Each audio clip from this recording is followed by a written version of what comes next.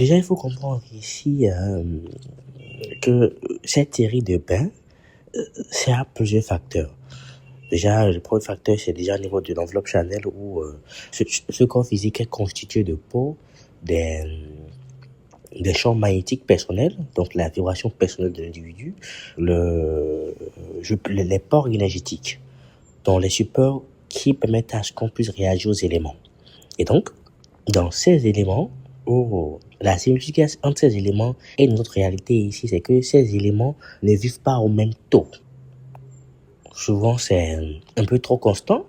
Souvent, c'est confus. La vibration est confuse. Souvent, la vibration a une faible capacité de résonance ou la vibration est émise, mais sous autre dimension, pour la plupart du temps. Maintenant, ce qu'il en est des taux vibratoires, c'est que ces taux vibratoires sont juste énumérés au niveau des éléments d'eau, terre, de l'air, du feu et du cinquième élément ici qu'on dirait éther. Maintenant, éther ici, il faut se dire, c'est un élément dont qu'on ne développe pas le plus souvent, juste une question de secret d'initié.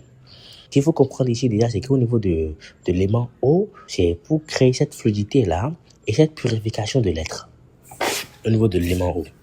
Maintenant, quand on parle de l'élément eau au niveau de l'élément air, c'est que c'est pour favoriser à ce que il y ait une inspiration, une redirection du flux spirituel, mais aussi une redirection de toute émotion de l'individu, tant positif que négatif.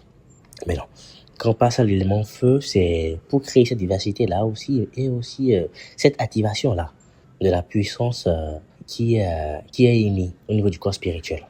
Puis après, il faut accentuer aussi la volonté. La volonté est plus au niveau de l'élément feu. Pourquoi? Parce que le feu cosmique ici, directement rattaché, favorise plusieurs atouts. Pas forcément plusieurs atouts, mais aussi la mise en concrétisation de plusieurs éléments au niveau de l'élément feu. Maintenant, quand on descend à l'élément éther directement rattaché à la spiritualité, mais aussi l'élément qui permet d'avoir la connexion du destin, la connexion entre le monde spirituel, mais aussi la lumière interne. Nous ne travaillons pas sur la lumière externe, mais la lumière interne. Déjà, il faut éclairer l'individu au sein de lui-même avant de chercher à éclairer toute énergie qui influence son quotidien.